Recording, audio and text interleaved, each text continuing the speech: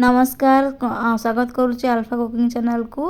आज मुझे आपण सहित गोटे नुआ रेसिपी शेयर करने जाऊँगी बेक्टी माछ बाटी बसा जोटा कहते बांफ दिया माछ।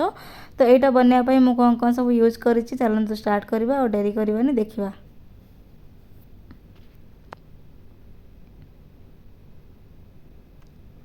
बेक्टी माछ बाटी बसा मुझे दीटा बड़ मुंड आ दीटा माछ नहीं। तो मुझे बेसी जिनस किसी नहीं कहीं मोर बाटी भी कम थी तो से दीटा छोट छोट माछ पीस आ दीटा मुंड कहीं बेक्टी माछर मुंड टे बड़ थाए से दीटा मुंडर ही तार मोर बाटी फुल होगा। तो मुझे परिष्कार कर धोई नहीं आ लुण हलदी दे दूँगी। तो आप लुण भी देदेवे स्वाद अनुसार हलदी भी पकईदेवे। गोटे लुण हलदी पकई दूसरी लंका पाउडर पकईदेली। लंका पाउडर देले टिके कलर भी भल आसे आ भल भी देखा जाए। तो मुझे लंका पाउडर 2 चामच नहीं। तो आपण के हिसाब से नेबे। आपर मुझे नहीं सोरिष मसला।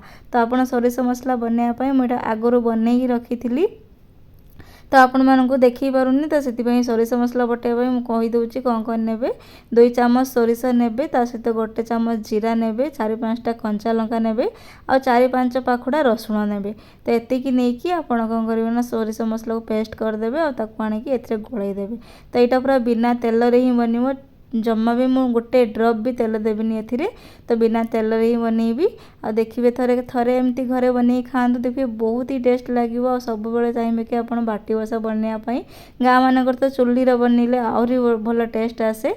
तो ये मो पाखे चुल्ली नहीं तो मो गैस रे ही बनईबी।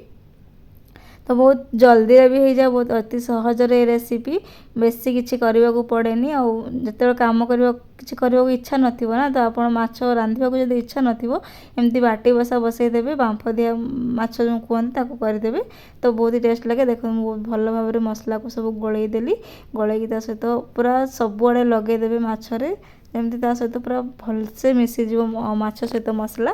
तो ताकू कौन करी ना ए गोटे बाटी बाहर करी।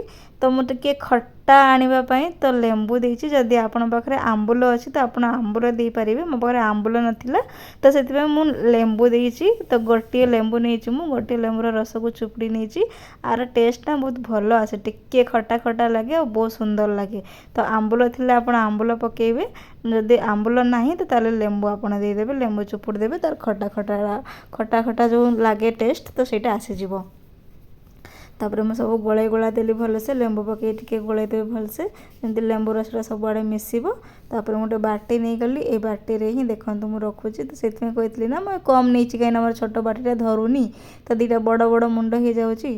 तो देखो मुझे सहित सब नहीं रखीदेली जी मसला थी ना प्लेट्रे लगी सब पोछिकी पकईदेवे। तो मसलार ही टेस्ट भल आसे कहीं सोरिष मसला बाटी बसा कहले मुहरे पानी आसी जाऊँगी बहुत सुंदर लगे। तो एमती घरे बनातु आउ देखंतु बहुत ही टेस्ट लगे। आ जदि एबे जाए मो चैनल रे आपण माने नुआ अछंती प्लीज़ मो चैनल को सब्सक्राइब कर दियंतु। तो मुझे कौन कली 4टा लंका काटिकी देदेवे। तो लंकार जो स्मेलटा आसे ना बहुत भल लगे। तो तापर से जो मसला डब्बार मसला जगह रखिए से जगह को धोईकी पानी देदेवे। तो पानी टिके देले कहीं माछटा सिझिबो पानी न देले पुणी तले लागिजिवो। तो से पानी टिके देदेवे देकी ताकू घोड़ई देवे। तो मोर टिफिन डब्बा थिला तो मते बहुत इजी है घोड़ाइबा पई। तो मैं ताकू घोड़ई देली। तापर कौन करेंगे ना कढ़ई नहीं जाए कढ़ई गरम कर पानी ढाल दे पानी फुटला गोटे किसी प्लेट से रखिए रखिकी जो टिफिनटा तापर बसैबे डायरेक्ट पानी बसैले पानी तो फुटो ना भितर पानी पशिज। तो से गोटे प्लेट्रे ऊपर रखिले तो तापर बसैबे तो पानी आ पशिब ना। तो घोड़नी देदेवे से जो भांप रही से भांप हो।